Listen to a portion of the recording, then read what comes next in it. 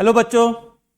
बड़ा खुशी का माहौल बना हुआ है क्योंकि अनअकैडमी ने इस साल जेई रैंक 1 प्रोड्यूस की है।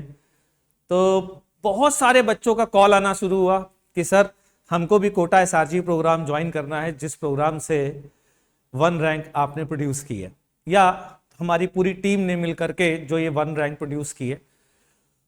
ये इंक्वायरी इतनी ज़्यादा बढ़ गई कि मेरा दिमाग में आया कि क्यों ना 2 काम किए जाए। पहली बात तो थोड़ा डिटेल में बच्चों को समझाया जाए कि आखिरकार ये एसआरजी प्रोग्राम होता क्या है।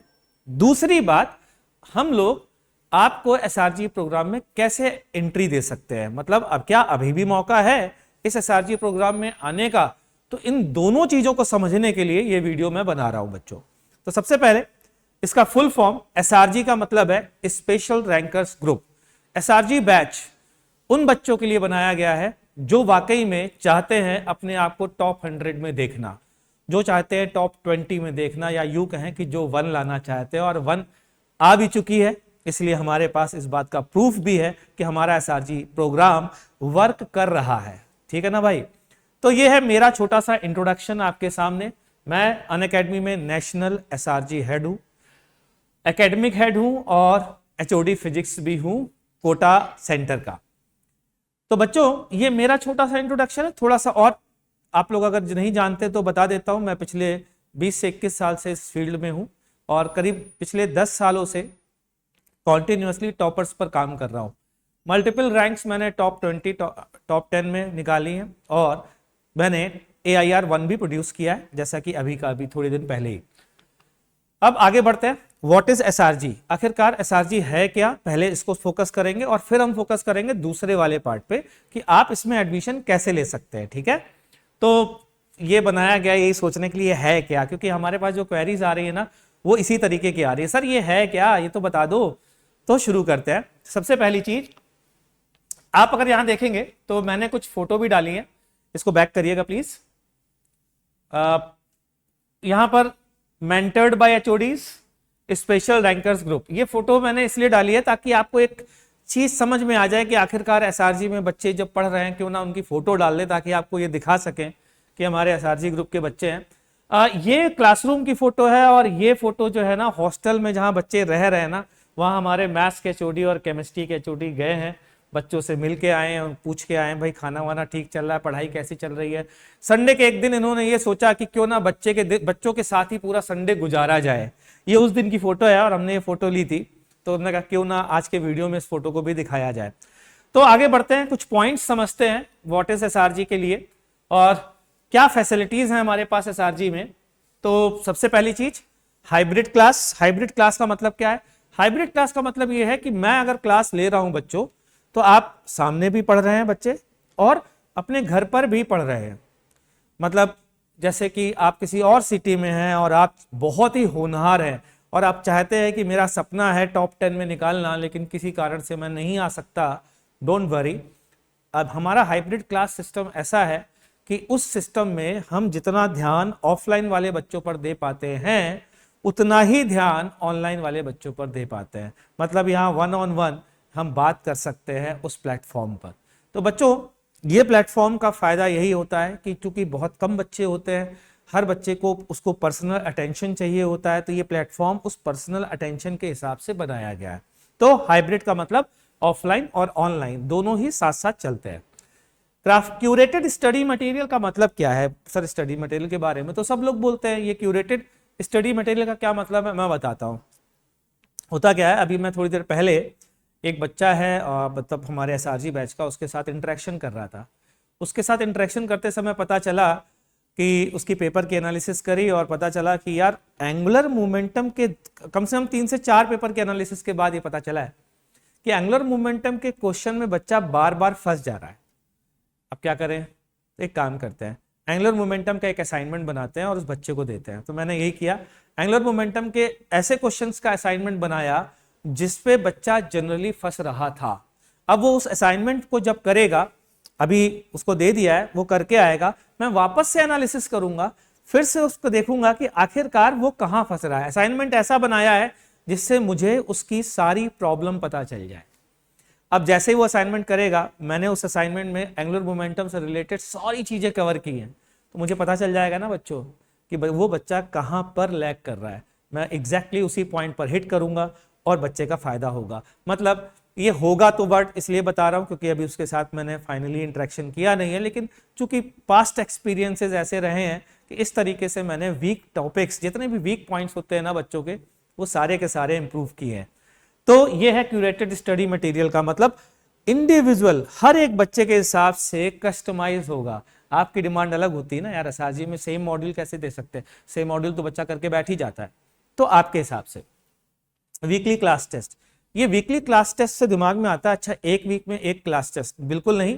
एक वीक में आप ये मान के चलिए आपके 5 से 6 क्लास टेस्ट होते हैं, मतलब 2 फिजिक्स, 2 मैथ्स, 2 केमिस्ट्री, या फिर जरूरत पड़ने पर हमें लगा कि इस समय आप फ्री ज्यादा हैं तो हम 3 फिजिक्स, 3 मैथ्स और 3 केमिस्ट्री भी रख सकते हैं, मतलब 9 क्लास टेस्ट भी रख सकते हैं। सर ये इन क्लास टेस्ट का फायदा क्या होता है? इन क्लास टेस्ट का फायदा ये होता है बच्चों, जब क्लास टेस्ट होते हैं ना टॉपिक वाइज, जैसे फॉर एग्जांपल आज मैंने आपको पढ़ाया करंट इलेक्ट्रिसिटी, ठीक है। अब मुझे पता है ग्रेविटेशन जो है ना अभी 2 दिन पहले खत्म हुआ है और आप उसके मॉड्यूल लगा चुके हैं, आपने उसकी शीट कर रखी है, आपने उसके असाइनमेंट कर रखे हैं, ईएलपी कर रखी है। तो अब मैं ये चाहता हूं कि मैं बच्चों की परफॉर्मेंस ग्रेविटेशन पर चेक करूं, उनके घर वालों को भी पता चले बच्चे का ये पर्टिकुलर टॉपिक कैसा गया। तो मैं क्या करता हूं, उसको क्लास टेस्ट में ग्रेविटेशन भी आ रहा है और इलेक्ट्रोस्टैटिक्स भी हो सकता है साथ में, जरूरत पड़े तो वो भी दे दिया। अब उस क्लास टेस्ट की डेली रिपोर्ट आ रही है मेरे पास, बच्चों के पास भी जा रही है, उनको पता चल रहा है कि वो कैसा परफॉर्म कर रहे हैं। तो होता क्या है कि जब आप सतत कॉन्टिन्यूअस लगातार आप अपनी गलतियों को देखते हो तो आप ज्यादा तेजी से इंप्रूव करते हो। अब यही सोचो आपको 1 महीने बाद टेस्ट होगा, 1 महीने बाद पता चलेगा कि अरे यार मेरे टेस्ट में मार्क्स अच्छे नहीं आए, आपको पता भी नहीं है किस टॉपिक में खराब आए। लेकिन क्लास टेस्ट का फायदा ये होता है कि आपको पर्टिकुलर पता रहता है यार ये टॉपिक मेरा वीक है क्योंकि इस पर्टिकुलर टॉपिक के क्लास टेस्ट में मेरे मार्क्स कम आए थे। तो ये है बच्चों, ये बहुत इंपॉर्टेंट पार्ट है। बिलीव मी, इस क्लास टेस्ट से मैंने बच्चों को बनते हुए देखा है, बहुत अच्छी अच्छी रैंक तक आते हुए देखा है। मतलब जो पहले 500 से बाहर थे उनको मैंने अंडर 100 तक आते हुए देखा है। नेशनल बेंचमार्किंग मैं इसलिए कह पा रहा हूं क्योंकि मैं नेशनल एसआरजी हेड हूं। तो नेशनल एसआरजी हेड होने से मुझे बेनिफिट ये मिलता है कि नेशनली अनअकैडमी के जो 40+ सेंटर्स हैं सिटीज में, उन सारे सेंटर्स तो 60+ है मेरे हिसाब से, अगर मैं सिटी की बात करूं तो वो 40+ है। उन सारे सिटी के जितने टॉप बच्चे हैं ना, उन सबसे आपका कंपैरिजन हो पाएगा। ये एक बहुत बढ़िया चीज होती है, आपको पता चल पाता है कि आखिरकार हिंदुस्तान में जितने बच्चे बैठे हैं उनसे मैं कहां पर हूं, कहां स्टैंड कर रहा हूं। तो वो एक बहुत ब्यूटीफुल चीज है, बहुत अच्छी चीज है जिससे आपको फायदा होता है। फाइनली आ रही है एनालिसिस। ये वही पार्ट है जो इससे रिलेटेड है, हाइब्रिड क्लास, सॉरी ये जो क्यूरेटेड स्टडी मटेरियल मैंने बोला था कि इसी एनालिसिस के बाद हमें पता चलता है कि बच्चे को जो स्टडी मटेरियल देना है वो आखिरकार कैसा देना है। तो जब एनालिसिस करते हैं टाइम लगता है यार, बिलीव मी, एनालिसिस में 1-to-1 एनालिसिस करनी पड़ती है, पेपर लेके बैठना पड़ता है टॉपर्स के साथ, और एक एक क्वेश्चन में, मतलब मुझे ऐसा लगा है कि फिजिक्स का पेपर 1 घंटे का है, एनालिसिस में मुझे 1 घंटा ही लगता है, 45 मिनट्स टू 1 आवर एग्जैक्टली पकड़ने में कि आखिरकार बच्चा कहां लैग कर रहा है। ये इजी काम नहीं है मुझे पता है, लेकिन कोई बात नहीं, मेरी बैंडविड्थ जाती है, लेकिन उस बैंडविड्थ का जो यूटिलाइजेशन है, मतलब जो फायदे हैं वो इतने बड़े हैं कि मुझे वो टाइम देना पड़ता है। तो ये है एनालिसिस का फायदा। अभी आगे बढ़ते हैं बच्चों, अगली आगे की चीज है हम लोग कि ये आखिर नॉर्मल बैच से क्या डिफरेंट है। नॉर्मल बैच में अगर मैं एडमिशन लेता हूं तो मैं कहा बिल्कुल डिफरेंट नहीं है भाई, it is not different from a normal batch, it is customized according to the requirements of the topper. ये डिफरेंस है, मतलब पढ़ाया तो वैसे ही जाता है जैसा नॉर्मल बैच में है, बस इसमें कस्टमाइज्ड होता है 1-on-1। आपको ऐसा लगता है कि आप सब कुछ कर चुके हो और आप यहाँ पर टॉप 5 में आ रहे हो, तो फिर हमें ध्यान देना पड़ता है आपके अकॉर्डिंगली एक्स्ट्रा मटेरियल देने में, आपकी एक्स्ट्रा एनालिसिस करने में, दैट्स इट। तो बैच तो जो नॉर्मल बैच है उससे ये पढ़ाई के हिसाब से डिफरेंट नहीं है, इस बात का ध्यान रखिएगा, ठीक है। अब आता है how to join Kota SRG, क्योंकि ये क्वेश्चन भी बहुत लगातार पूछा जा रहा है कि यार कैसे ज्वाइन करें। कोटा एसआरजी क्या अभी भी मौका है मेरे पास ज्वाइन करने का? तो मैं बता देता हूं, ऑलरेडी हमारे पास 11th का एसआरजी चल रहा है, 12th का एसआरजी चल रहा है, लेकिन बहुत ज्यादा डिमांड होने के कारण हम वापस से एसआरजी को ओपन करने जा रहे हैं। अभी एसआरजी की पढ़ाई जो होगी उसमें 12 तारीख से हम कोशिश करेंगे, मतलब 12 तारीख को एक टेस्ट लेने का प्रयास करेंगे, लेकिन उसका जो बैच चालू होगा वो करीब ये मान के चलिए 20 मई के अराउंड वो बैच चालू करेंगे। तो बच्चों एक वीडियो बनाऊंगा उस टेस्ट से रिलेटेड, निश्चिंत रहिए, जल्दी ही वो वीडियो आप देखेंगे। उसमें टेस्ट देने के अलावा भी कोई तरीका है क्या? बिल्कुल तरीके हैं, उन तरीकों पर जरा ध्यान से देख लेते हैं। प्रीवियस इंस्टीट्यूट क्रीडेंशियल्स, मतलब आप अगर किसी पुराने इंस्टीट्यूट में टॉपर हैं ऑलरेडी, आप वो शो कर सकते हैं, आप वो शो कर दें, आपका ऐसे ही काम चल जाएगा, आपको टेस्ट देने की जरूरत नहीं है। हो सकता है केवल इंटरेक्शन या इंटरव्यू से काम चल जाए, ठीक है। इसके अलावा एसआरजी एंट्रेंस टेस्ट जो हम लेने वाले हैं 12 तारीख के अराउंड। उसके बाद interaction with HODs. Interaction with HODs मतलब आपको लगता है कि यार मेरे क्रीडेंशियल्स थोड़े हैं, अगर आप एक बार एचओडीज से मेरा इंटरेक्शन करवा दें, मेरा इंटरव्यू दिलवा दें, तो मेरा बहुत फायदा हो जाएगा। या यूं कहें कि ये दोनों चीजें साथ में होती हैं, और या फिर ये जो है ना, ये पॉइंट ये मुझे सबसे इंपॉर्टेंट लगता है और मैं ऐसे बच्चों को बहुत ज्यादा पसंद करता हूं।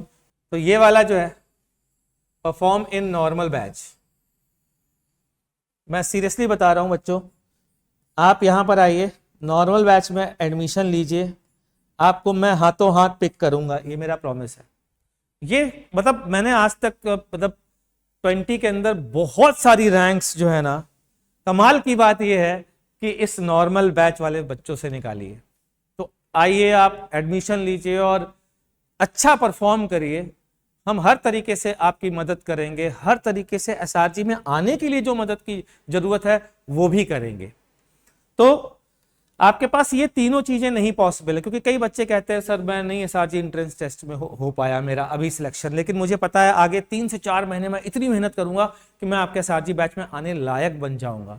तो भैया एक काम करिए, आपका सिलेबस ना छूटे तो आप नॉर्मल बैच में आइए, परफॉर्म करिए, एसआरजी बैच में एंट्रेंस पाइए।